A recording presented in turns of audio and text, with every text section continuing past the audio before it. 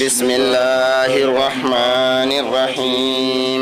الحمد لله رب العالمين الرحمن الرحيم ما نعبد وإياك نستعين اهدنا الصراط المستقيم صراط الذين أنعمت عليهم غير المغضوب عليهم ولا الضالين آمين بسم الله الرحمن الرحيم إذا جاء نصر الله والفتح ورأيت الناس يدخلون في دين الله أفواجا فسبح بحمد ربك واستغفره إنه كان توابا الحمد لله رب العالمين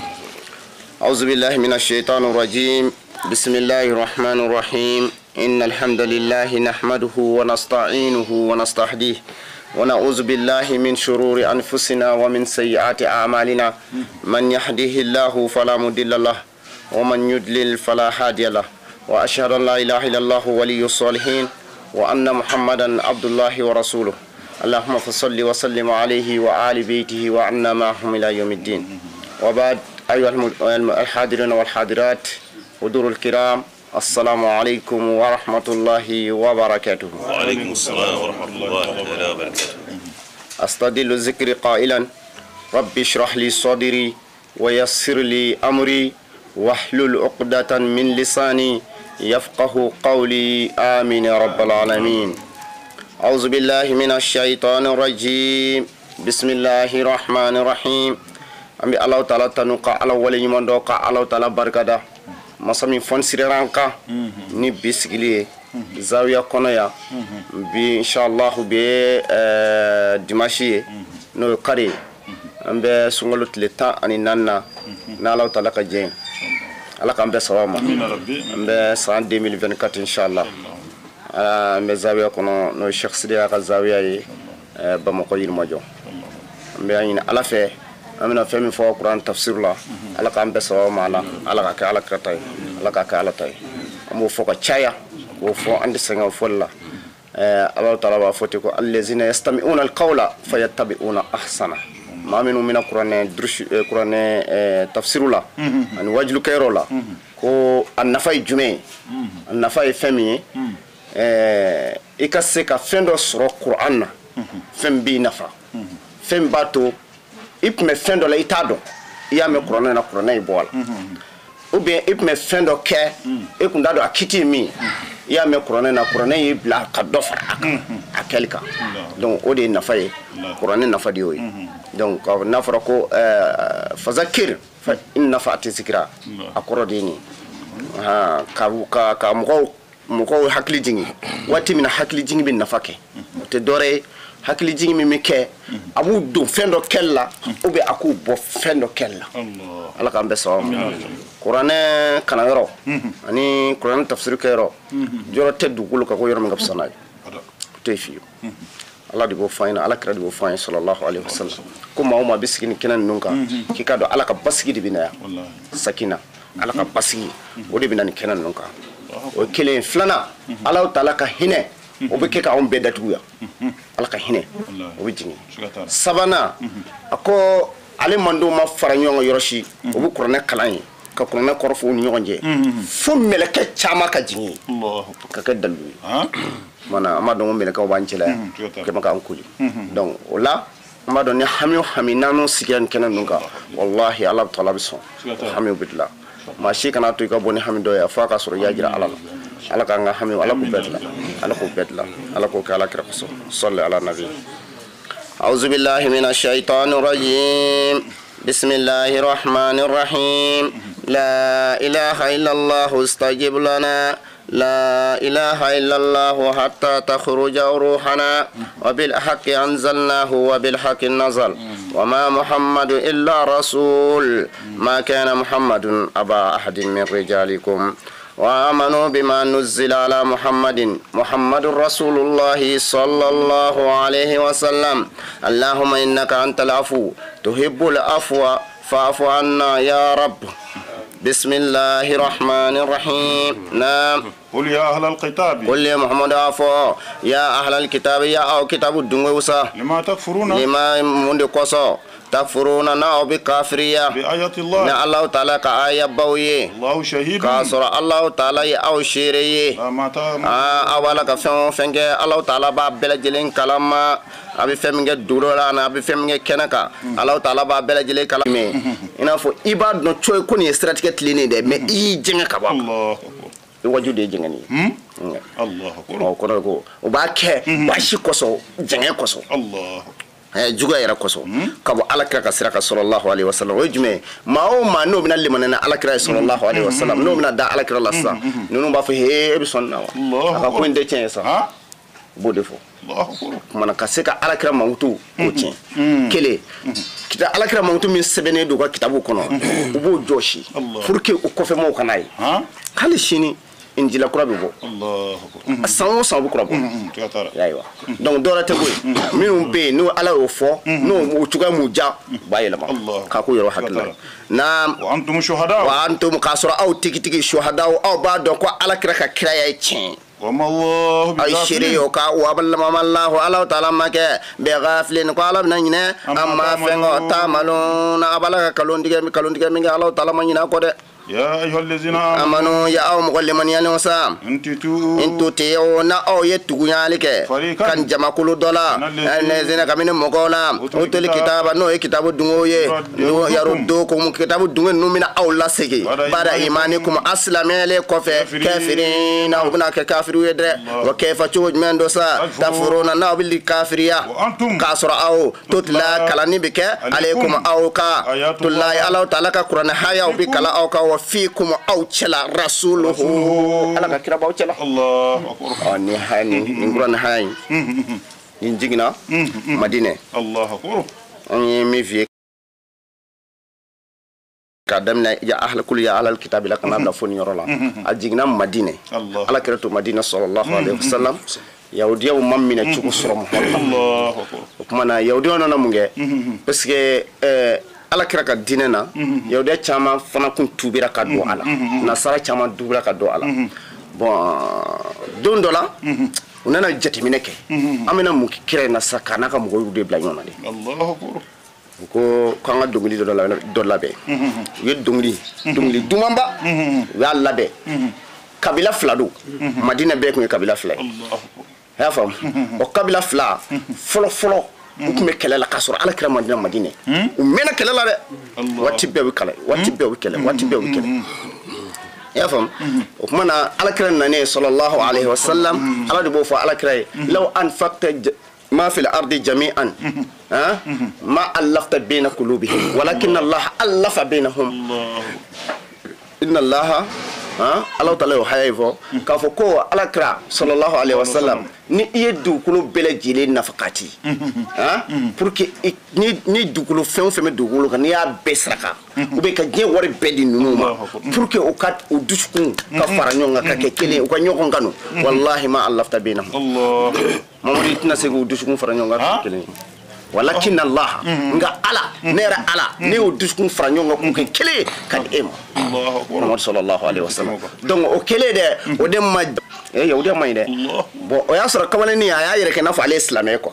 ka sura kana sigi islamé o cela sa ken donglinda mais abala ka dongli minda dongli mbala ka kabila do de tanu Allahu akbar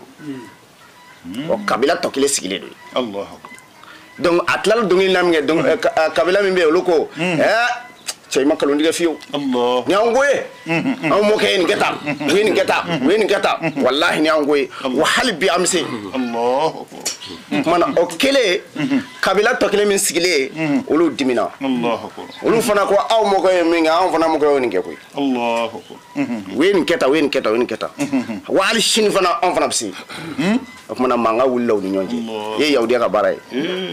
hal shin bo ko kele diga islamu law ama jade fu ye ñoo invité ko fe Allahu akbar kan ñoo soro ko fe kabila flan ñonje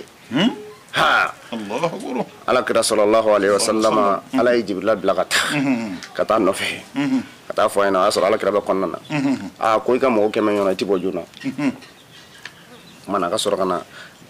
ni haya indama الله ala kira ka sɔrɔ ka bɔ kitabu dungo aw filila dɛ الله أكبر mana ala mina min fɔ an ye sa ya ay naam ومن يعتصم بالله ya ayyuhal ladzina amanu يا أيها الذين آمنوا ya mɔgɔ lemaniyanen o تطيعوا فريقا na aw tukura jamakulu dɔ nɔfɛ mina ladzina kamini mɔgɔw la o toli kitaba min ye kitabu dungow ye aw bɔ aw seki بعد إيمانكم aw lemaniyanen kɔfɛ firina u b'aw kɛ kafiriw ye dɛ aw sɔnna ka kɛlɛ kɛ ni ala kira b'aw cɛla ne bi yan الله أكبر na aw sɔnna kafiriw k'aw bila ɲɔgɔn na na aw sɔnna yahudiyaw k'aw bila ɲɔgɔn na kɛnɛ ala kira to aw cɛla wallahi aw bɛ kɛ kafiriw aw bɛ segin kafiriya la الله أكبر الله أكبر naam وكيف تكفرون o kɛ fɔ cogo jumɛn de sa takfuruna na aw bɛ kafiriya k'a sɔrɔ aw tutla alaykum ayatullahi ala ta'ala ka aya baw b'a la ka kalan aw cɛla aw bɛ se ka kɛ kafiriw ye وفيكم wa رسوله fiikum rasulu ala ka kira yɛrɛ n'o ye ne muhamadu sallallahu alaihi wasallam ne b'aw cɛla ومن يعتصم بالله mami ya atasimu ne e minɛni kɛ billahi k'i wakili sɛbɛ ala la fakadi hudiya i k'a dɔn tigi kanana dɛ ka taa siratigɛ ma mustaqim siratigɛ min tilennen don ya يا ayyuhal أيها الذين آمنوا amanu ya mɔgɔ lemaniyanen o a ye sira ala ta'ala ɲɛ ala ɲɛ sira ɲɛ yɛrɛ hakɛ la ولا تموتن ittaqullaha haqqa حق tuqati تقاته n de fɔra muminu ye ها nin ka gɛlɛ dɛ الله أكبر nin dile muminu ma muminu wasira ها wallahi الله أكبر a ma gɛlɛya a ma nɔgɔya dɛ ittaqullaha haqqa tuqatihi ma si se ka kɛ ni ala kira tɛ الله أكبر sallallahu alaihi wasallam a ye sira ala ɲɛ ala ye ni sira ɲɛ min ka kan ka sira ala ɲɛ o cogoya la n'a fɔra o kɔrɔ ye n'i jɔra seli la i hakili kana jigin maa si la ni ala tɛ الله أكبر n'i bɛ sun i ka sun a kana kɛ foyi kama ni ala tɛ ni fɛn dɔ yera la min ala ko tɛ kelen i ka sun bi cɛ الله o kumana ka sira ala ɲɛ ala yɛrɛ ɲɛ sira hakɛ la a ma nɔgɔ dɛ آمنوا الله أكبر muminu kamana gɔnna muminu ye dɔɔnin kɛ ne nin dɛ أها mɛ kɔfɛ ala nana mun d'u ma Allah. ala ko ittaqullaha mastata'tum ما استطعت الله أكبر mastata'tum ما استطعت a ye sira ala ɲɛ a seko damajira la الله o أكبر de ye muminu lafiya n'o tɛ nin jigin ne لا إله إلا الله a gɛlɛyara dɛ a gɛlɛyara dɛ parce que hali n'i tun bɛ seli la ni hakili jiginna fɛn wɛrɛ la min na ala tɛ kelen seli tiɲɛna i bɛ segin a kan الله أكبر n'i bɛ ala ko baara la ni hakili jiginna fɛn wɛrɛ la ka don i ka baara in kɔnɔ min na ala ko tɛ kelen ye o ye baara tiɲɛnen i bolo الله أكبر nka ne tun bɛ baara tiɲɛ pewu ها i tɛ se ka taa hiji fɛn wɛrɛ kɔsɔn ni ala tɛ الله أكبر a ma nɔgɔ dɛ masatatum mana o jiginnen silamɛ minnu lafiyara Allah. ala taala de ye nin di u ma yɔrɔ la parce que kɛlɛ in kɔsɔn u ka se k'u yɛrɛ dege ala ɲɛ siran hakɛ la الله أكبر naam ولا تموتن aw kana sa fiyewu Ila wa antum tun fa ka sɔrɔ aw muslimun. muslimuna aw ye yɛrɛ diba ye ala ma الله nin أكبر haya in fana ko a kana sa fiyewu f'a ka sɔrɔ i y'i yɛrɛ di ala ma Allah. o kɔrɔ ye jumɛn ye waati bɛɛ tuubi ka taa ala ma ala kira sallallahu alaihi wasallam o de kosɔn waati bɛɛ n'a kun tilala seli la dɔrɔn a b'a fɔ astaghfirullah astaghfirullah astaghfirullah a b'o fɔ siɲɛ 3 الله o ye jurumu o jurumu n'a y'a kɛ seli in kɔnɔ jurumu bɛɛ yafara إيه؟ n de tun b'u bolo الله أكبر n de tun b'u bolo parce que a fɔra ko ittaqullaha haqqa tuqatihi الله أكبر donc o kun la hali n'u kun tilala seli la i b'a sɔrɔ kun dɔ kɛra seli kɔnɔ donc u b'a fɔ astaghfirullah astaghfirullah astaghfirullah fo siɲɛ 3 الله أكبر y'a ye n'u kun n'u da su fɛ tile fɛ wula fɛ u b'a fɔ astaghfirullah الله astaghfirullah de tun bɛ fɔ ka caya nka wurudi minnu bɛ yen ani ala yɛrɛ kofɔli min bɛ yen n'o kofɔli ka girin ni kofɔli bɛɛ ye o de ye la ilaha illallah ye الله أكبر ka girin kojugu la ilaha illallah a siɲɛ kelen k'a fɔ k'a ɲɛ ni ŋaniya jɛlen yɛrɛ a bɛ jurumu ba 40 de jɔsi ها dɔ ko ba 4 الله أكبر jurumu ba 4 la ilaha illallah a fɔ ko kelen a bɛ jurumu ba 4 a b'o de jɔsi الله أكبر la ilaha illallah الله أكبر nka ka segin ka taa ala ma o ye astaghfirullah waati bɛɛ hadamaden kan ka nin fɔ والله والله parce que i man ka sɔn fiyewu i ni jurumu kelen ka se ala ma donc ala kira ko sallallahu alaihi wasallam ko n'u kun ye nin fɔ astaghfirullah siɲɛ 3 n'i tilala seli la ko jurumu o jurumu n'i y'o kɛ o waati kana se o seli waati ma ko jurumu bɛɛ yafara الله أكبر ala b'o jurumu bɛɛ yafara ala k'an ka jurumu Amina yafa rabbi, amina. ala k'o kɛ ala kira ko Amina rabbi. sallallahu ala nabi الله شكرا inshallah donc ولا تموتن إلا وأنتم مسلمون سلا الحمد لله والشكر لله الحمد لله والشكر لله الحمد لله والشكر لله ومن دفع فشيطان ala tanu be ye barkada be ala tanu be ye barkada be ala tanu be ye barkada be o kuma fo shentan o kore jume ka ala barkada ala nema min ki o ye muhammad manu yana Allahu akbar ha tuma ala barkada no di donc ala ma de kan manga nyina ala barkada ko fiu anga ala barkada anga ala barkada ko sebe amina rabbi ala barkada le ala ko no kan amina rabbi parce que ala ya ampusa ni be anga ciate de ala yi fara ikeslamé ika ciate ki fara ala kira mandonga ika ciate Allahu akbar mundo ala ka fon sira di do ima na ala fon sira ima ala tanu ala tanu kafiri ta foye fona kira ala taala nyuma ke mami ima don ala kafiri o don ni ha wallahi kafiri ko ro di ni nyuma ki fitri wolena ima don munay ima don munye ima barkada Allahu akbar na barkada ala ka nyuma na ko rek ma nyuma don mo kafiri di wi kafiri ta foye ko ka ala ka nyuma barka nyuma fitri wolya abana donc anga ala taala tanu parce que ala taala ya anke ala kira mando yi ka an fusa ni mando to belajiri ala kira mi kashina ondi sallallahu alaihi wasallam do ala kira kashira ka kashi sabo nana ni nga ko sallallahu alaihi wasallam ya rasulullah kibi kashi muna ako ale bi kashi akanu bawde abi kashi akanu bawde ko akanu baw ko Abubakar Sidiko ko ne biya Umar biya Usman biya Sayyidina Ali biya ma bisike kanu je nagat ma ko ay ko tane kanu boy Allahu akbar ko aw yene Muhammadu jinyondi minu mina kofe umene ye umenye ba ye umama umenye ba ye ma me re ye o ye umenye Allah moye ça fait imala créé mami ala créé moye mami ala créé re ye ba ye moye Allah nga ulle mani yanana uyenkanu usonana ha akulu yale kanu bodi skatara kabkashulu abkashulu donc ala créé on kanu kamna man wallahi anga kanu ka doy wallahi ala kan besawa ala ko kala kira ko sallallahu alaihi rasul lan yadurukum naam lan yadurukum ko outna lan yadurukum yahudiyan nuntna awtara illa azan lan yadurukum yahudiyan na awtara ni doraye illa azan fona kare ni niye noto utna sika fui kawla na islamena yahudi ot sika fui kawla yahudi ka pama droni ka chan ali shinu betindi Allah ni ko kay banga kele utiso ay fiu ay olu ta koniye aw kofe bi fere minun ti ka kofe anu bi kuma dagaba na kuma minun fo kofe ou bien aw nyena ka wele ka dogo ko sebe singa aw neni te ni neni kuma do iti o singo fo mo no te utna sega toro fo ise mo na woni qatilukum na ko ba aw faga ko ba aw kele yuwalukum obi bole ko kodo al adibara obo ko di ya sa mo du fiu Yaudia parfait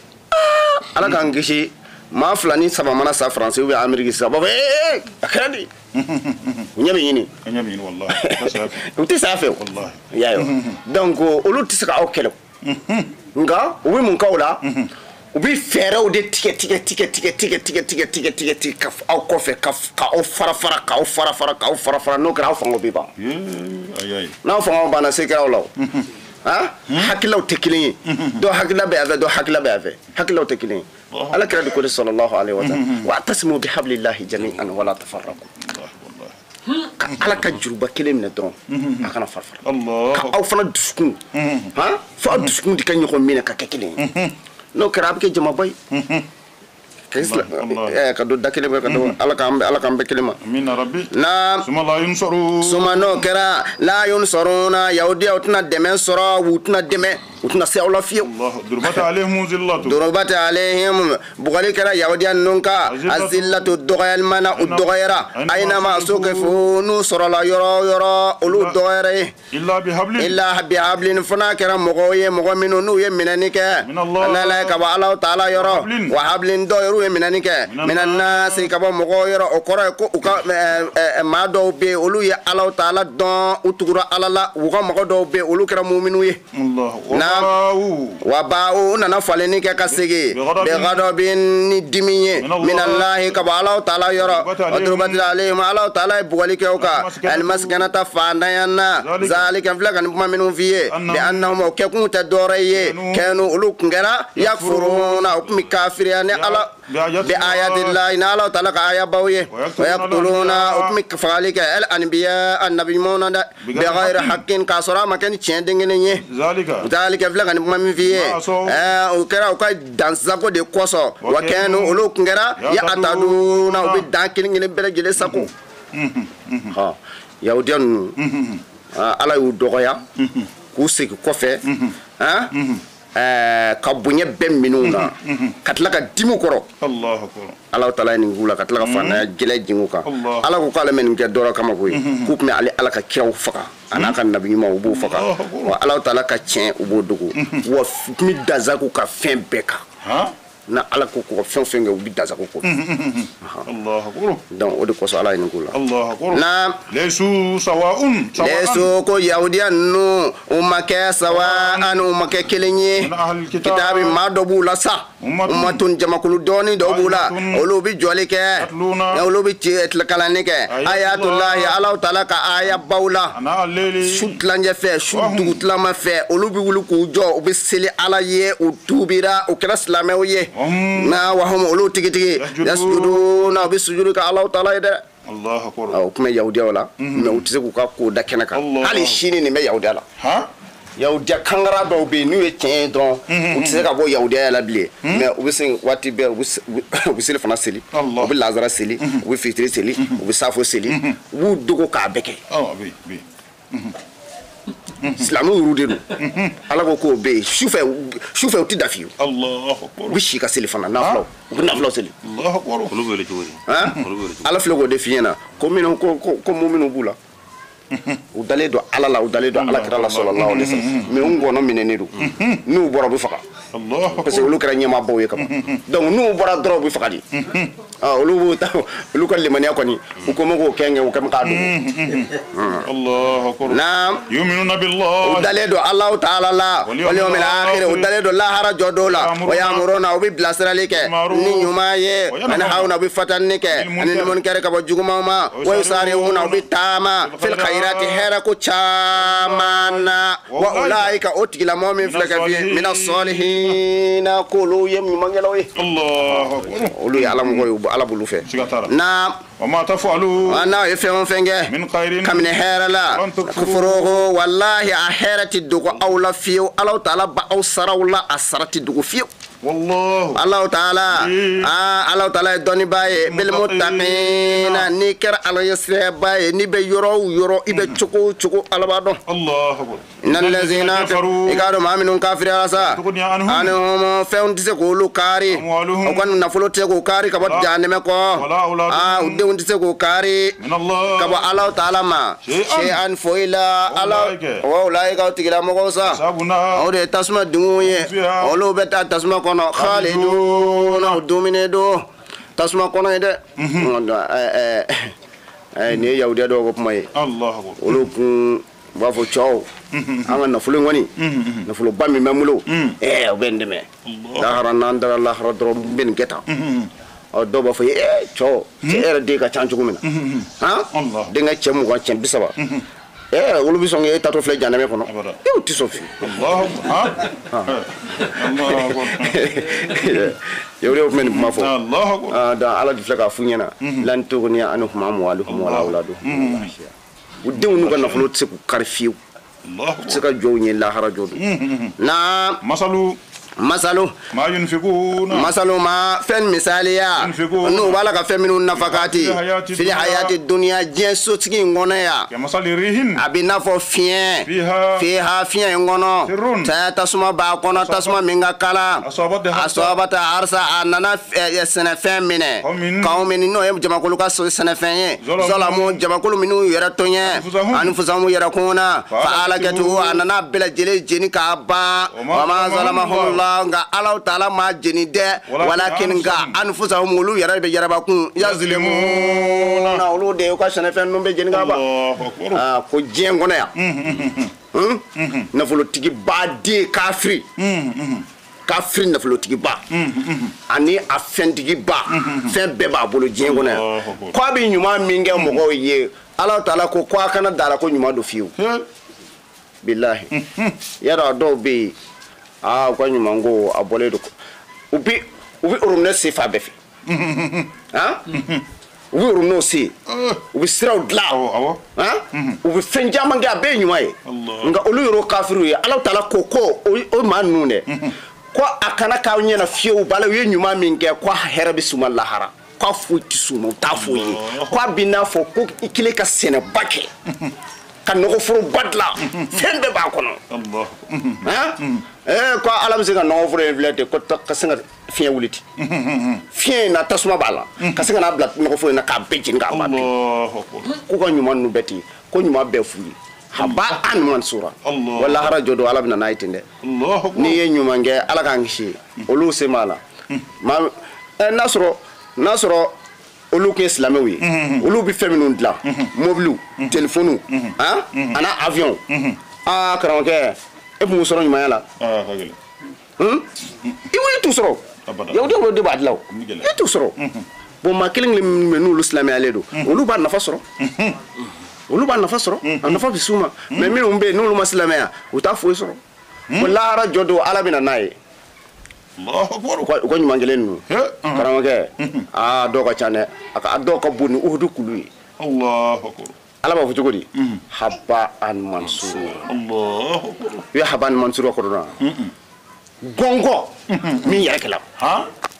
ala bɛ sin k'a fɔ ten ko a ka kɛ haba an mansura bilahi baara ba jɔlen n'a bilala balazi kan dɔrɔn pewu الله a alijinɛ d'a ma si t'a hakɛ dɔn nka ala bɛ sin k'a fɔ ten haba an mansura الله أكبر ka da mun kan u ma da alakira la u ma se u ma su قطر wallahi a ka sɔrɔ dɔ i k'a fɔ la ilaha illallah siɲɛ kelen الله la ilaha illallah ka bon dɛ wallahi la ilaha illallah ka bon a siɲɛ kelen a bɛ maa bɔ ko caman bɛɛ la الله أكبر la ilaha illallah a ka bon ala bolo kojugu ها a bonya dan i b'o dɔn wa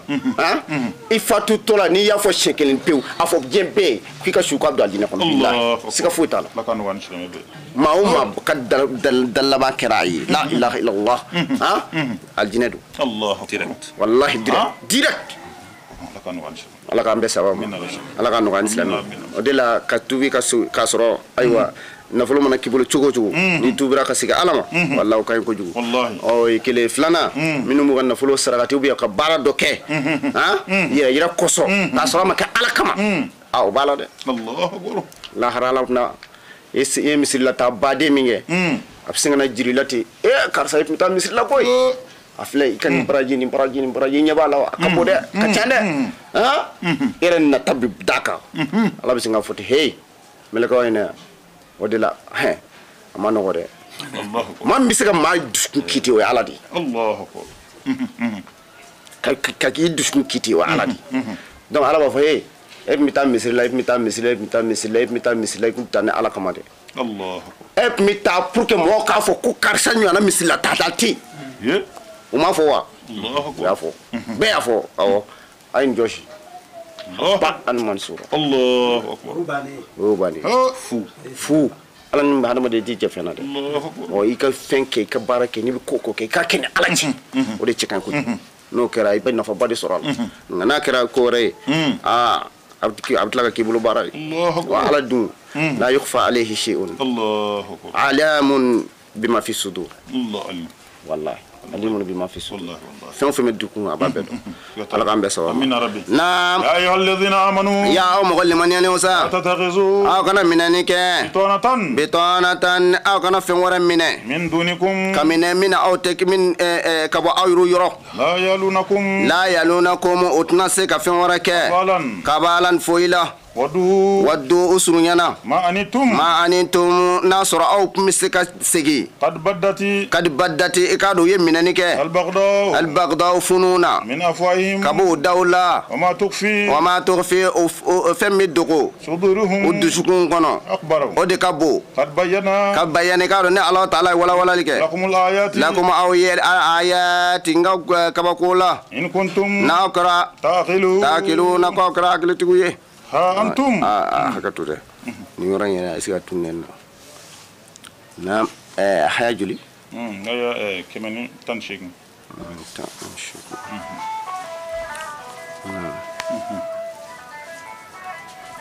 يا أيها الذين آمنوا لا تتخذوا بطانة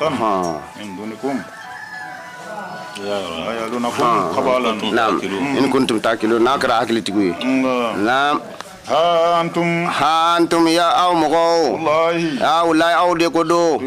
تحبونهم أبي كافر نون كانوا لا يحبونكم كافر نون تاوفه وتؤمنون أو باللمانيا ني كتابي كل كتاب بلا جلي كوكم نو بنانا أو يه قالوا بافكو آمنا قاون لمانيا خلاو نو يوكودو أدو أبيترلك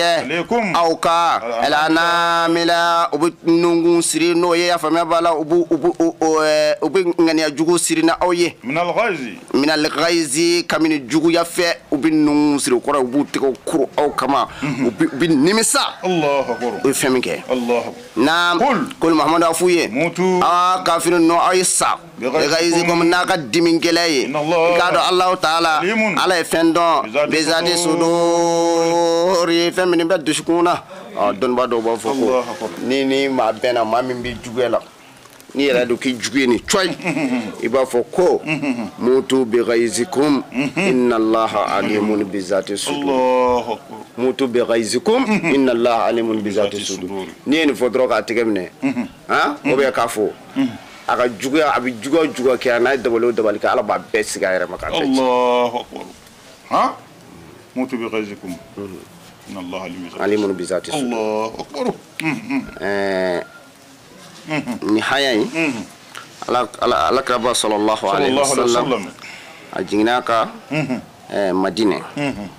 ni haya nu an filɛ ka sura yɛrɛ min fi ɲɛna sura in bɛɛ jingina ala kraba sallallahu alaihi wasallam madina de kɔnɔ waati min na yahudiyaw ani nasaraw akana sɔn fiyewu a ka fatu fo a ka sɔrɔ a ye yɛrɛ diba ye ala ma o kɔrɔ ye a kana sɔn fiyewu a ka fatu ni jurumu dɔ ye fo a ka sɔrɔ a tubira ka segin ala taala ma naam wa'tasimu bihablillah wa'tasimu aw ka minɛni kɛ bihablillahi na ala taala ka jurubaw ye jami'an a bɛɛ lajɛlen aw kana fara aw ka ala taala ka nɛɛma kosuma aw ye ala taala nɛɛma min kɛ aw kan izi waati min na kuntum n'aw tun kɛra aada ni ɲɔgɔn jugu ye madina ya lafa Allah taala nana deli kɛ ka deli do bayna qulubikum aw dushkun ni ɲɔgɔn ayo kɛni mun ye ayo kɛni silamɛya ye fa asbatum aw nana laba bi ni'matihi Allah taala ka nɛɛma na ikhwana aw kɛra bɛɛ lajɛlen kɛra jɔnɲɔgɔn balima ye ayi ɲɔgɔn kanu wa silamɛya nɛɛma ani silamɛya kanu o de ɲana kanu tɛ Allahu akbar silamɛya nɛɛma ka bɔ nɛɛma bɛɛ wa kanu ka bɔ ni kanu bɛɛ ni ni silamɛya ɲɔgɔn kanu misiri kɔnɔ lahara jɔdo a bɛ to kanu kɛ larshi kɔrɔ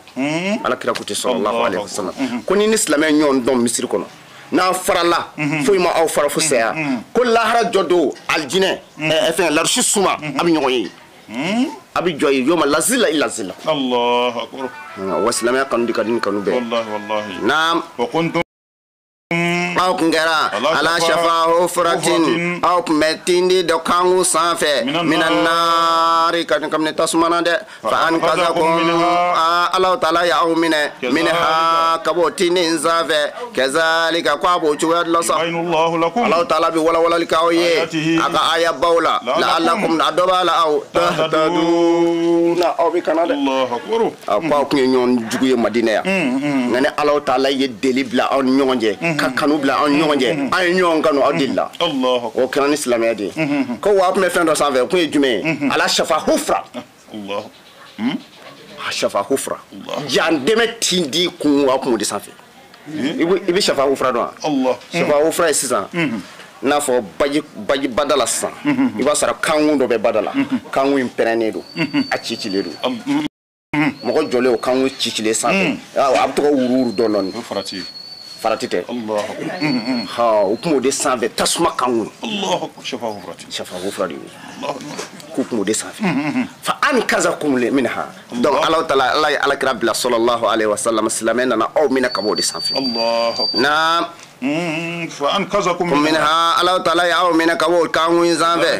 كذلك وچوكا دي لسا يبين الله لكم الله تعالى بيقول ولا لك او اكا آية بولا لكم ادوبال او اتدون او بنا كان سرو كتا الجنة كنو كان سرو كيافا نيوما كان سرو نيوم منك على جروبا كلي من نو اسلامي الله اكبر ولتكن مقدوكا كي منكم اولا امتون كاكي جماكلو ينو يمانو باي يدعون او باللي kata silamɛya ma a bɛ yamaruyali kɛ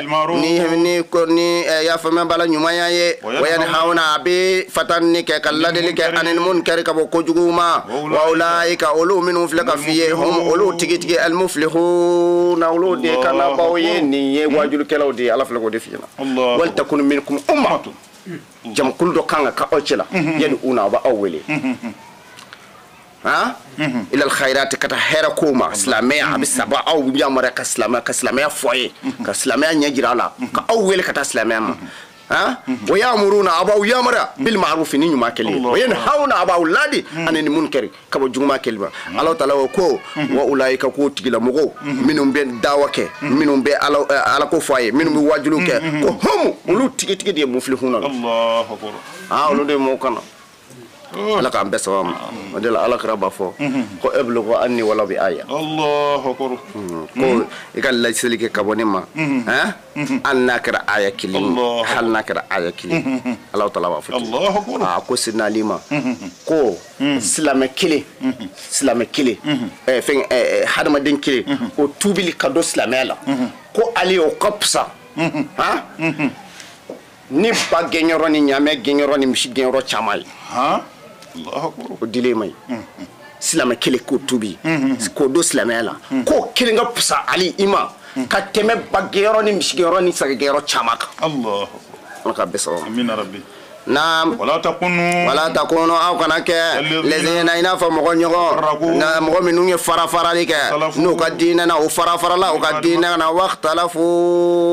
o tilala ka fɔfɔ ɲɔgɔn kɔ fɛn kɔfɛ ye jaahum nani kelen kɔ ma bayyinati ala taala ka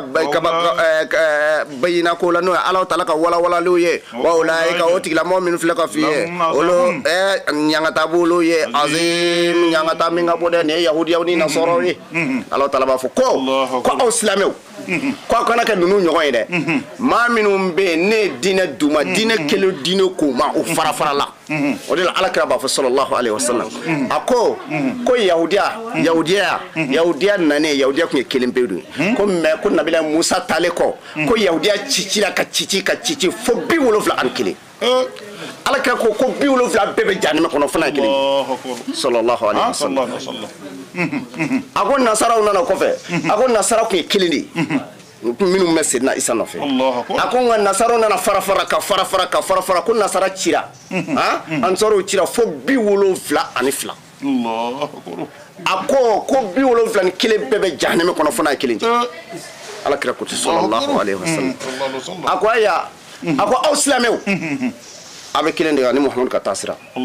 a ko aw silamɛw bɛna ci 70 ani 3 silamɛw bɛna fara sigiyɔrɔma 70 ani 3 a ko 72 ni 2 bɛɛ bɛ jahannama kɔnɔ fana ye kelen ye Allahu akbar donc kuranɛ haya de filɛ k'o fɔ wala taktalifu a kana fara silamɛw ka fara ɲɔgɔn kan ka kelen o de ka di ala ye o de ka di alakira ye o de ye bɛn sallallahu alaihi wasallam donc keleya de kan ka tɛmɛ fɛn bɛɛ kan ala k'an bɛɛ sababa ma ala k'an bɛɛ kelen ma silamɛw silamɛya cira dɛ والله na cha ande biro vlani saba yere biro vlani saba kono so bani ha ake banga tay aya ala ngam dasa amin rabbi nam yawma tabyadu wujuhun yawma domina sa tabyadu wujuhun nyada dobi je wa taswadu wujuhun nyada dobi fi lazina domina sa odon fa amal lazina kum amin wasa nulu nyada ufina kiri akafartum yala aw nyada fini nunu aw kafira wa aga lemania kofe fazoko manana aw kafira aw ka lemania kofe aw kan nana nike el azaba tasmana kuntum ni fe aw kungera kafuruna aw mi kafira ni fe mi sadre la harajodu Allah akbar ma do bi wuli nyeda ufinedo Allah akbar ni sella ni selmo nyedron selin dita roshi abi korota 120 doni abi kuru ka meleke selim bi jingi meleka bi jingi nay kan nyeda goshina ni pap Allah akbar nu ya goshina do fi maledu nyeda bi fi Allah akbar ni dora tara save o chogo keledu na manyi abi goshikana atitemo atiteme Allah abi jingana na jingana abi nyeda goshi na nyeda goshi abi fi Allah akbar ni sabana tara save ko na o chogo ali keledu aya no de chara o mai de Allah akbar no chara la hara jodo tikibi wili anyeda finidu Allah akbar kiri ala flata fone ma fode Allah nyeda bi fin kiri o de la silke kanye bana wallahi silke kanye o kuy dafa sujudu dafa ha suron kan kanye fatiha kal kanye wallahi billahi o kayima jena ya kayima lahara parce que abato inyeda bi noro hali jena lahara fana inyeda noro lebi wuli wallahi wasili min gain kosbe nabi ma nyeda noro kosbe ha o sufa na floy Allah akbar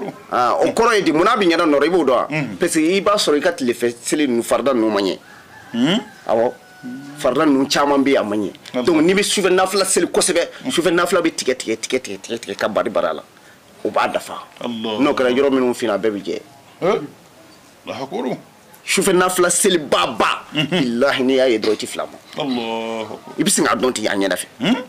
asika foito la ala kambe sa amina rabbi donc nyeda do bi wuli bi fine do la harajo do nyeda do bi wuli jele do la harajo na wa amal ladina ma minu sa abiyadati wujuhum nulu nyeda jera matillah ulu bi allah taala ka hina bala ulu tigi fiha ala ka hina ngona no aljina khaliduna udumine do kono Allah tilika vlekane aya minu fiye ka foko vlekane Quran haya minu fiye ni ayatullah ni Allah taala ka kabakode on ba kala Muhammadu ka bil haqqi am ba kale kan ni tigi de billahi wa amma wa ma Allah wa ala maka yuridu zulman qabi tonyani ni lil alamin hadama do nyede Allah taala ti mashi tonye Allah taala bi hekende fo nyana ngallame ni yake ala tay abikoye ni boro la ibta soro aywa o tokele de ala kan gisho amin rabbi naam walillahi ma fi samawati wa ma fi ardi fembe Allah taala tay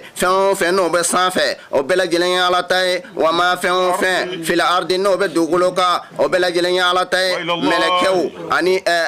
hadafa to ha joni fen abe ala tay ni yedu golo fasanu na do ibitagatu wallahi ni tarakato ido mitagato nulu tarakato udo mitagato Allah taala ko ale dibi du golo tienta ha billahi Allahu akbar na fulo be fuye ay fude do ko Allah igaj ma kala droit ba bana wa ila Allah ka sey ka taala ma fem bela jele kunya bela jele mi sey ka taala taala ma kuntum aw kungera ayra ummati mando la heso hera maye o krejati mando no e jamakulo no bora mogo ye aw de ya maralike ni nyumaye watan hauna abi fatanike ani mon kere ka bo juguma ma watu minuna aw bidda billahi allah taala la manane do allah wala amana nasara ko le manane kungera ahlal kitabu dungo no kul le manane na fa aw le manane chugumina la kena umke here baye lahum uye minhum kamen kitabu dungununa mu'minu bula wa arabun Allah taala ko ala kiram mando ko pusa ni nabila adama manu ala kiram mando ko pusa ni nuhu mandoye o ko fsani nabila idrisa mandoye o ko fsani nabila ibrahim mandoye o ko fsani nabila yakuba mandoye o ko fsani musa mandoye o ko fsani isa mandoye o ko fsani haruna mandoye o ko fsani salih mandoye o ko fsani yahya mandoye Allahu akbar ala kira mando ko fsani mando be kira temena kadamena kira fulla kira lawa ala kira mando nyogona ti ko onde ko fsana be ko hera ka buka te ma beka ala joro badi ala kira mando man kala munga ayen beleji ni soro nanga kira di wallahi mananga ala tan billahi odela ala kira ba sallallahu alaihi wasallam na kun dilala ka tarawih sella o be na ka saba kun dilala ka tarawih sella no ye sungalo naflan ami min selitan olu kun di faranyo ka selde funa kira sidna umar de mo faranyo Allah tarawih min na ma seli jamakulu yi zawiya kono ya sallam wati min ayu joku ba pew akuma haya badri do aw be ayi ala taala ya deme ni meleke ba sabay amakawa ko bala wallahi ko bi now sabalila nu kadin cukenyi an vle kelala cukumina aw mashima bo nono mashima yege mashima kibi now turota yumtidukum rabbukum bi 5000 ala ko qabina aw deme bi ni meleke ba sabay baduru bi aw deme ni meleke baduru ako wa o tige na fo badri tade pesi badri kele bari meleke ko ndise kelala ako ni meleke no musawwimina Allahu akbar ubbe kele nyado ha udigene do kelala wo bese ala kira ni vuye ku jojo la Allah nga kaminu uye ala kira soso kela chena Allah parce que ala kira soso de kera kele ngono o da to kela chena Allah islamu daru yerala wo ya ala kira soso o fladi kera kela kono Allah ya parce que badri ou manjan mais ala deli ala kira soso ala kira ou placer tout mon trop wala mais udula o kunga cha nga president Allahu akbar ala kira soso Allah ala kira soso minge majade Allahu akbar kram ke Allahu akbar majade Allahu akbar kafiru ha uye fogali ke kana ka fogali ke kana wallahi kram ke kuma fengete de ha ala kira ka sabo ubebulla Allah bebula ha kram ke hey hali umar sidna umar bullado Allah sidna umar Allah akbar yaro ce fana da yau tai ha ka ubulla Allah nga ala ko kwale ya farabe ma ce wuce bulla ke naka ala tala ka ya farabe ma ha Allah akbar ga bulla de Allah akbar wallahi bulla bulla be bulla ka totu mata ani masabai ala kira kirafe Allah akbar mata ani masaba ala kira kirafe sallallahu alaihi wasallam o kuma na kafiru cela celo kumbe o kuma fama ko abdullahi bun qami'atu abdullahi bun qam'a bun qami'atu ibn qami'atu de ale de gaba kuruta ya fam ka gaba kuruta ma ba fo ko kalakse ala kira nyifi alla mede kalakse tere gaba kuru de Allah ale de gabakuruta a gabakuruta minga ya kiru ala kirama sallallahu alaihi wa alihi wa sahbihi wa sallam aya kiru ala kirama awa abdullah ibn qami'a ale ni barange a gabakuruta ka kiru ala kirama a gabakuruta ala kiram mine anyadala anu ana ayelenyi ha ayo lu de bana Allah mana nu o joli bo nyere joli bora da kono joli bora minga ala kira bina sallallahu alaihi wasallam nga chermi ma kerefe nabi fama ko Sa'ad bin Abi Waqqas ale de ala kira ta sallallahu alaihi wasallam kata si farado ka o fara imbe halishin Allahu akbar afra be udu yorola asi fara miga asro aya kiruminge ha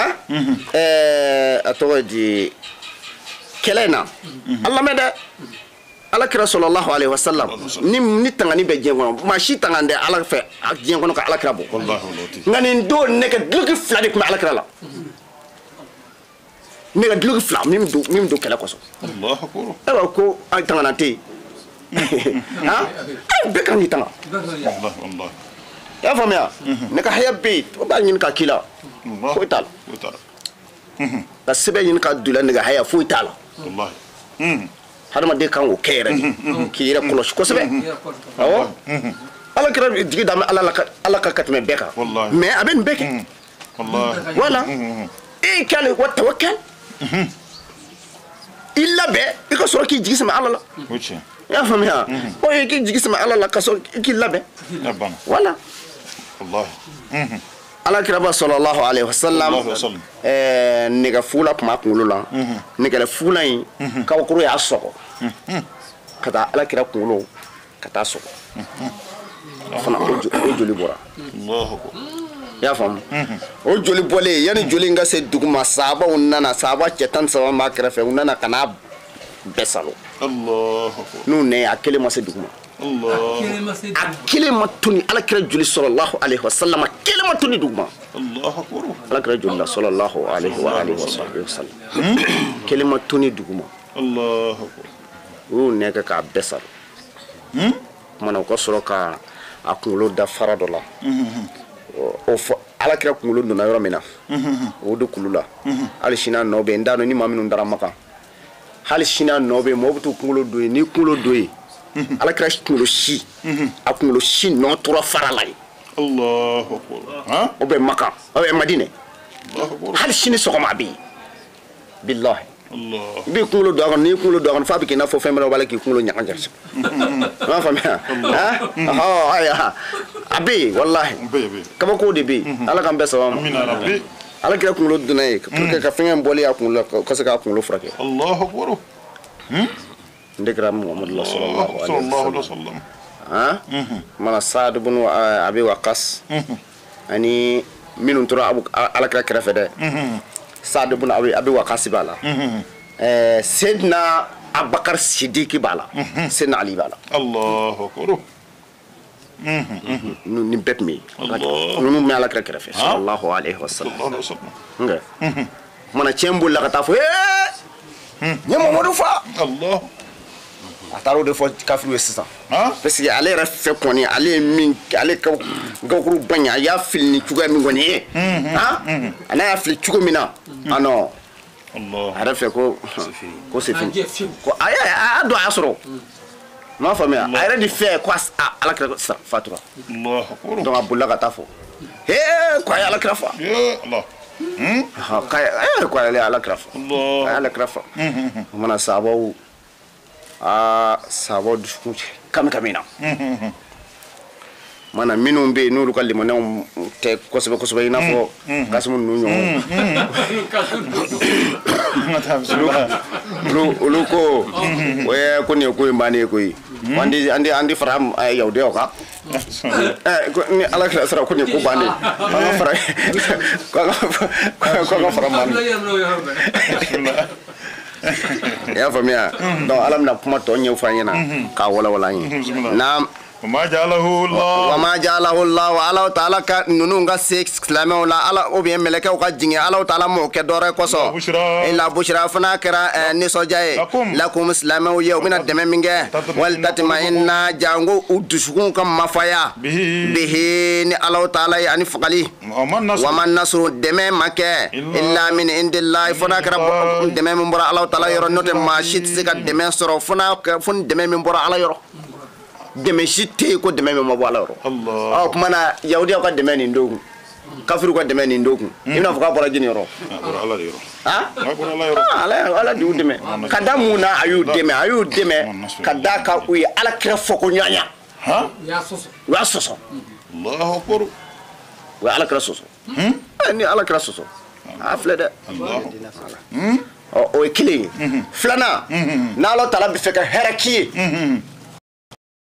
parce que kɛlɛ la ala kira kumana n'a ye Zakariya ka ko lakale silamɛ dɔw b'a fɔ ale ne kuma kɛ Zakariya ɲɔgɔn ye ya yiwa ni Yahaya ka kuma fɔra a b'a fɔ ale ne kuma kɛ Yahaya ɲɔgɔn ye nka cɛ n'i ko k'i ka k'a ɲɔgɔn ye min y'a sɔrɔ n'a y'i sɔrɔ a ma nɔgɔ dɛ min y'a sɔrɔ o de don ne ko ko a ka alijinɛ sun ɲɔgɔn k'e k'o sɔrɔ tuma min y'a sɔrɔ diɲɛ na o fana b'i sɔrɔ ya donc ala kɛlɛ fɛngɛ na ala kɛra tun bɛ maabaw fɔ n'a ye maaba minnu fɔ saba dɔw bɛ kule ne bɛ saya bi ne bɛ taa alijinɛ kɔnɔ u ni fa kojugu fɛngɛ na sisan mana kɛlɛ kɛra cogo di nin bɛɛ ni b'a la u ka dugawu minɛ n'i y'o fɔ o kɛnɛ na ala b'a dugawu minɛ n'ala y'a dugawu minɛ i bɛ taa ala tun bɛ yen i bɛ taa ala tun bɛ donc y'a donc o bɛɛ de b'a kɔnɔ ala k'an bɛɛ saba ma naam wa man nasuru dɛmɛ si ma kɛ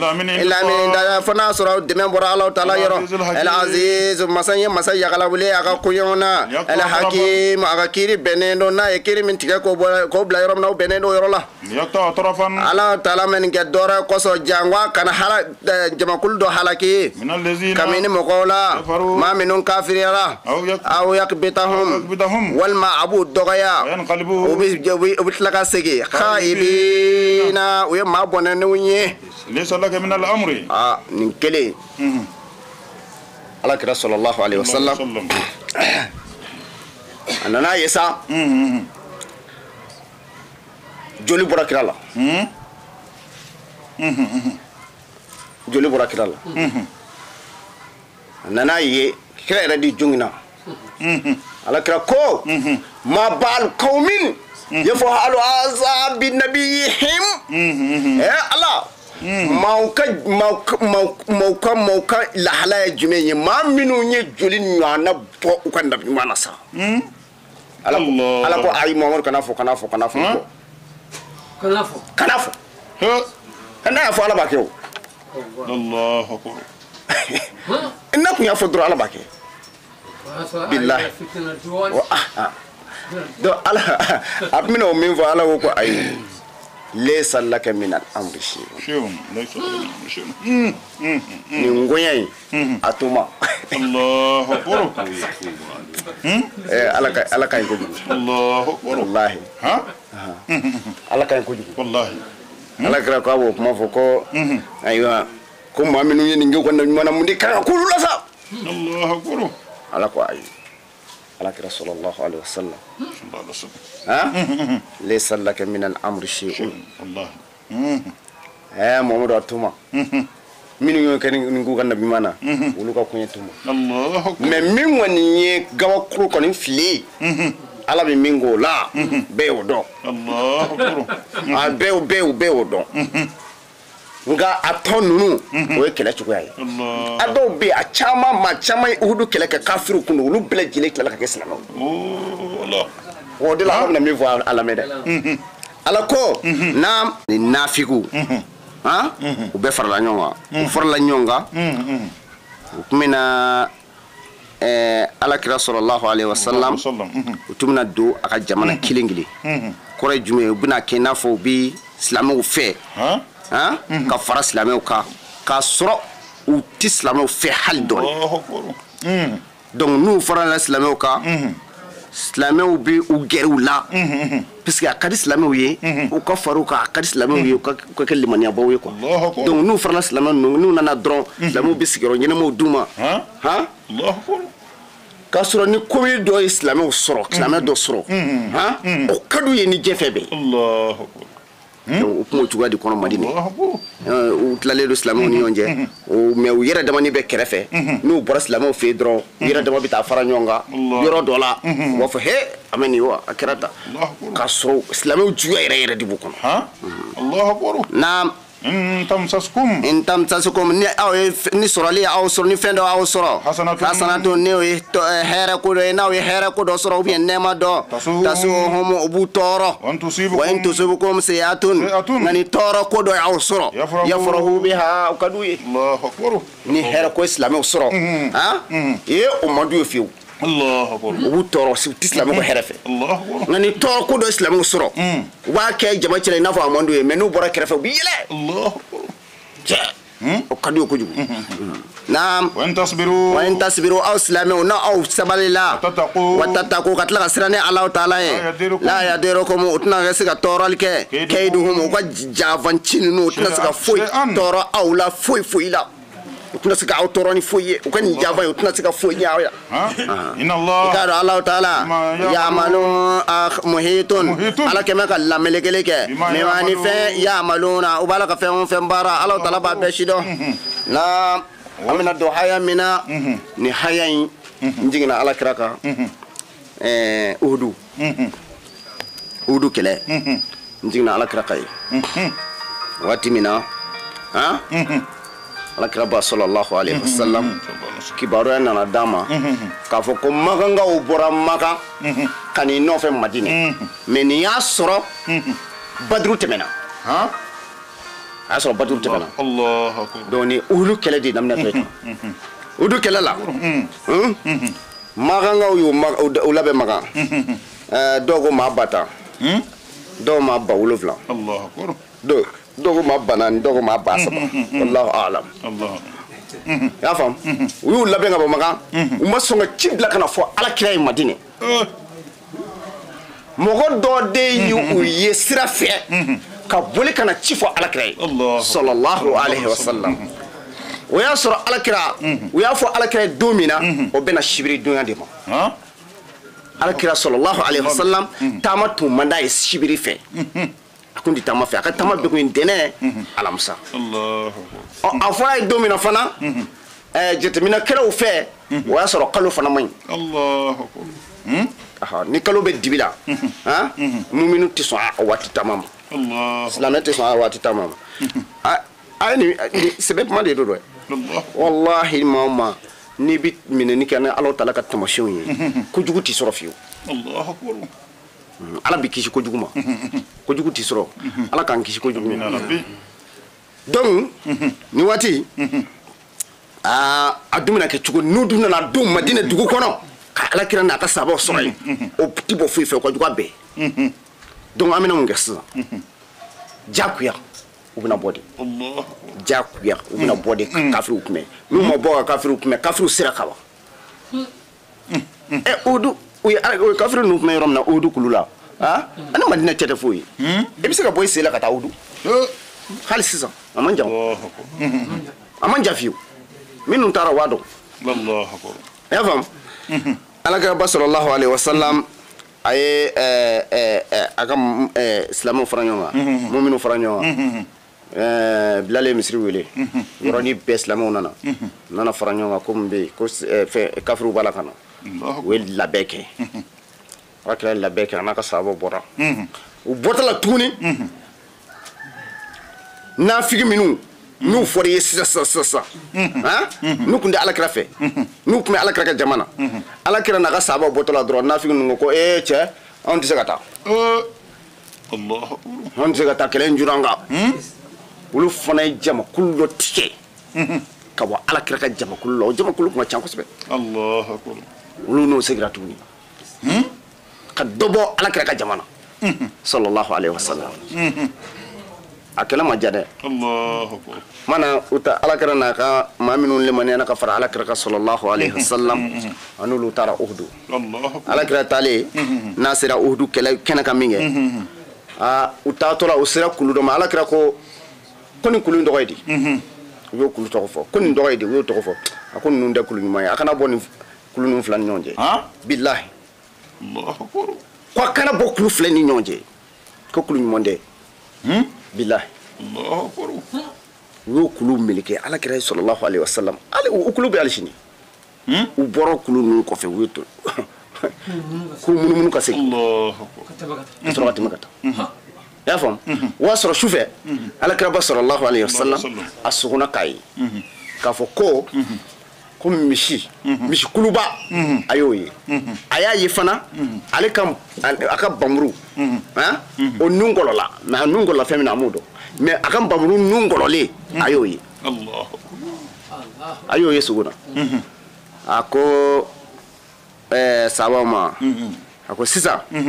nin kɛlɛ in a ye nin don ne yɛrɛ Muhamadu ma nka min fɔ ye ni cɛ o cɛ bila yɔrɔ o yɔrɔ a ye to yen an ye se sɔrɔ kɛlɛ la wo maa si kana bɔ a nɔ na an ma se sɔrɔ kɛlɛ la wo maa si kana bɔ a nɔ na donc bɛɛ ka to yen nɔ na ne yɛrɛ de bɛna mɔgɔw bila pɔsu la sisan pɔsu ale yɛrɛ de bɛna mɔgɔw bila yen donc ala filɛ k'o de fɔ an ɲɛna ko naam wa izi gadawta waati min na e Muhamadu bɔra min ahlika i bɔra i somɔgɔw cɛla tubawi i bɛna labɛn kɛ almu'minuna mu'minun labɛn maqaida kɛlɛ pɔsu la i bɛna bɛɛ lajɛlen bila place la lil kitali kɛlɛ kɔsɔ wallahu ala ta'ala sami'un ne fɛn min fɔ ye ala y'a mɛn alimun a ye baara min kɛ fana ala y'a dɔn mana alakira nana a ye maa 100 yɛlɛ kulu fitini dɔ bɛ yen a ye maa 100 yɛlɛ o sanfɛ maa 100 min yɛlɛla o sanfɛ a tɔgɔ di Sa'ad bin Abi Waqqas ani Talha ana Abubakar Sidiki olu tun bɛ alakira yɛrɛ kɛrɛfɛ y'a faamu Zubair bin Awam a y'olu bila sanfɛ mɔgɔ fɔlɔ olu tun ye kɛlɛ kuntigiw de ye sanfɛ donc maa 100 o tun bɛ kulu sanfɛ alakira ko a ye to yan an ye se sɔrɔ a kana jigin ka bɔ yan an ma se sɔrɔ a kana jigin ka bɔ aw ka to kulu sanfɛ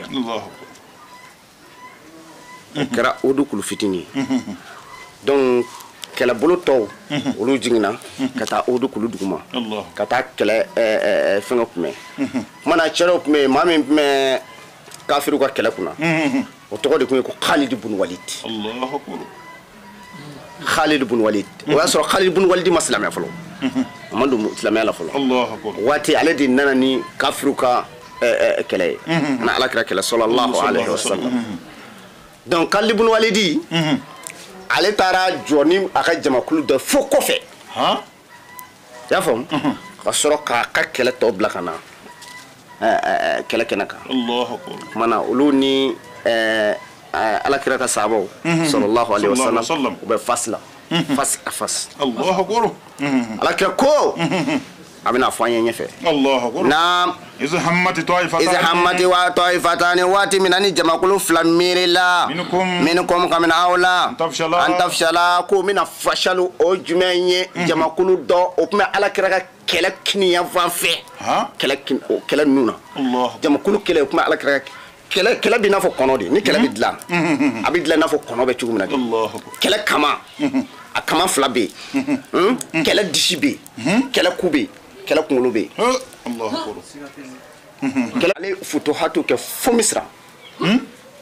Khalid bin Walid o de tun ye ninnu ka kɛlɛ ɲɛmaa ye a tilala ka na segin a kɔ ka tuubi kana tugu alakira la sallallahu alaihi wasallam ka tila ka kɛlɛbaw kɛ a Khalid bin Walid de tun mana bila diɲɛ kɛlɛ o kɛlɛ kunna a b'o gagné ta a b'o drapeau ta a bɛ gagné o kɛlɛ la fo a tɔ nana kɛ fɛnkɛ muminu na n'a tun ma taa kɛlɛ min na muminu tun tɛ sɔn ka taa o caman tun tɛ sɔn ka taa parce que u b'a fɔ ko est ce que k'an bɛna nin kɛlɛ mais n'a tun taara kɛlɛ o kɛlɛ la bɛɛ bɛ taa o la parce que u b'a dɔn k'u bɛ gagné o ma ala k'an bɛɛ sababu ma bi jahil Mustafa naam aw yu'azibahum walima a b'u ɲangata i k'a dɔn olu minnu filɛ nin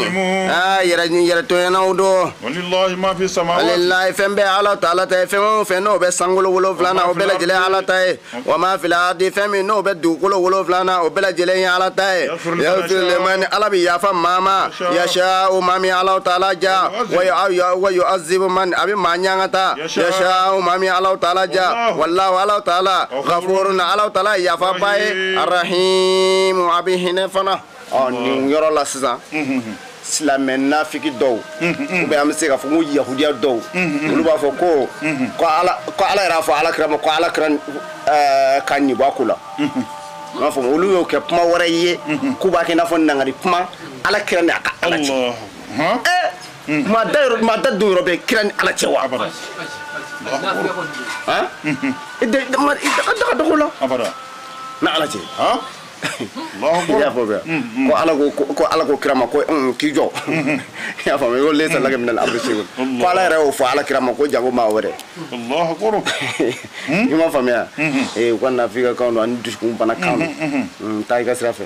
ala ni ala kira cɛ foyi tɛ yen ni hɛrɛ ni hɛrɛ ala taala ye nin kɛ ala kira la sallallahu alaihi wasallam a bɛ se ka kɛ daluja ye ani daluba lahara jɔ don kɛnɛ kan ka diya mɔgɔw la ala yɛrɛ nin kɛ a yɛrɛ diɲɛ ba la n'a yɛrɛ kanuba n'o ye muhamadu sallallahu alaihi wasallam e ta ye jumɛn ye a ye nin kɛ a yɛrɛ diɲɛ ba la a kanuba nin kɛra o la o banana ko jɔngi kɛlɛ kɛnɛ kan mɛlɛkɛw bɛ yen ala k'an bɛ sababa ma amina rabbi naam amina rabbi ya ayyuhalladhina amanu ya ta'kulu a kana dumuni kɛ a kana riba dun adi afani ka dun adi afu n'o ye ka fara ɲɔgɔn kan double muda afatan min double do ka caya aw ka sira ala taala ɲɛ la'alakum a dɔ b'a la filihuna aw bɛna kisi a kana riba dun ka double ka na fɛn dɔ san e y'a faamuya b'a la waa fila ka tila ka taa feere o waa fila kelen adi afan mudaf e nin fɛn san waa fila e tila ka taa a feere waa fila a kɛra riba ye ne de y'a fɔ n ko ala de y'a fɔ a de y'a fɔ aya commerçant bɛ yan ko k'a jateminɛ a jateminɛ olu fɛ o ye jumɛn ye par exemple sisan an b'a fɔ e y'a san Bamakɔ yan waa fila e taara n'a ye Segu ni Bamakɔ cɛ a kɔni man ka se waa fila ma dɛ Allah ani transport ni marché jateminɛ awla tino bɛ kɛ jumɛn waa fila a feere waa fila tɔnɔ b'a la ɛpo b'a la a di afan mudo afa ka double quoi par exemple sisan ni e fɛ sa waa fila ɲina kan ka tila ka taa waa fila wɛrɛ ɲina kan o de waa naani ne de filila waa naani de ko don sisan e y'a san waa fila sisan ka tila ka taa feere waa naani donc e waa fila wɛrɛ de fara kan o de ko don kun ni kun o de ko don a kun ni kun ala k'an bɛɛ sababa ma i y'a san waa fila ka tila ka taa waa fila wɛrɛ ɲina kan n bɛ fɛ k'o de fɔ voilà a faamuna i y'a san waa fila i tila ka taa waa fila wɛrɛ ɲina kan tɔnɔ na o de ko don kun ni kun ko sɔrɔ tɔnɔ na a di afan mu dɔ afa kɔrɔ de y'o ye ala k'an bɛɛ sababa o caman kɔni bɛ yan a bɛ débat sɔrɔ cogo di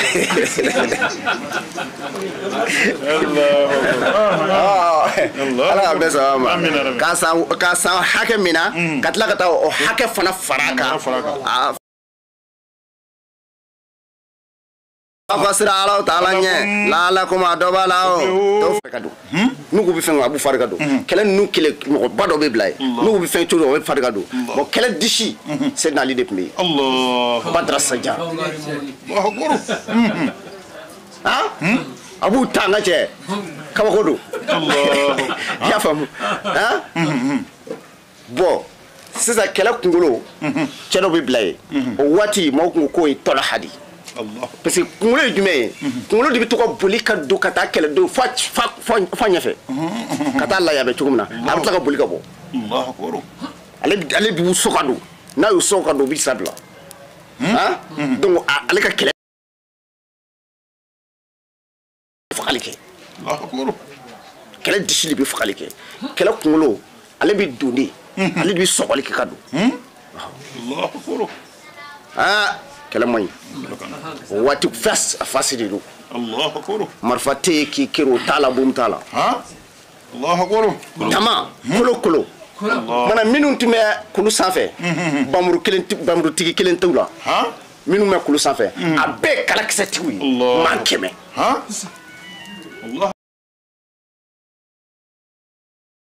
alakira kɛrɛfɛ sallallahu alaihi wasallam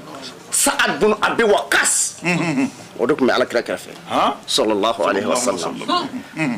ni kafiru ko k'u bɛ fɛn kɛ kalakisɛ t'u ma kɛrɛfɛ u b'a fɔ kabako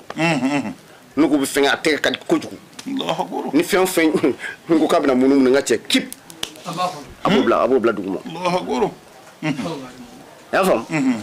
non ta kɛlɛ la ta ka taa kɛlɛ la ta ala kira kɛlɛ labɛn cogo min na o de ye nin ye kɛlɛ kuncɛ ka ɲi a taacogo ka ɲi kuma na minnu bɛ kulu sanfɛ olu nana ye silamɛw bɛna se sɔrɔ y'a ye u nana ye silamɛw bɛna se sɔrɔ silamɛw bɛna se sɔrɔ cogo di kɛlɛ fɛn dɔw bɛ yen n'a fɔ ni fali cayara sisan fɛn dɔw bɛ yen olu bɛ ta ka bɔ mɔgɔ sen kɔrɔ pour que ka taa o bila kɛrɛfɛ kuma n'o tatali cayara o kɔrɔ ye ko ko an ye se sɔrɔ ka ban kuma na olu minnu bɛ sanfɛ sisan olu nana ye o tatali b'a la ka caya olu natara y'a ye u natara u natara ayiwa u ye ɲɔgɔn sɔsɔ sanfɛ o kuntigi min bɛ yen o ko heyi alakira ma fɔ sallallahu alaihi wasallam k'an ka jigiya ka bɔ yan dɛ alakira ko k'an ka to yan k'an ye se sɔrɔ k'an ka to yan an ma se sɔrɔ k'an ka to yan donc alakira ma ɲɛmɔrɔ fiyewu ni kulu jiginni k'an ka to kulu de sanfɛ ko i t'a fɔ i yɛrɛ ye karamɔgɔkɛ u commencera ka wɔlɔ kelen kelen ka wɔlɔ kelen kelen ka wɔlɔ kelen kelen kabini u wɔlɔla ka kelen kelen ka wɔlɔ kelen kelen o y'a sɔrɔ ninnu ka cɛ kafiru ka kuntigiba n'o ye a tɔgɔ ye di Kalibun Walidi a ɲɛ b'a olu ninnu na kulu sanfɛ u wɔlɔla kelen kelen u wɔlɔla kelen kelen maa 80 ani maa 5 minnu jiginna ka bɔ kulu sanfɛ maa 80 ni maa 5 u bɛɛ jiginna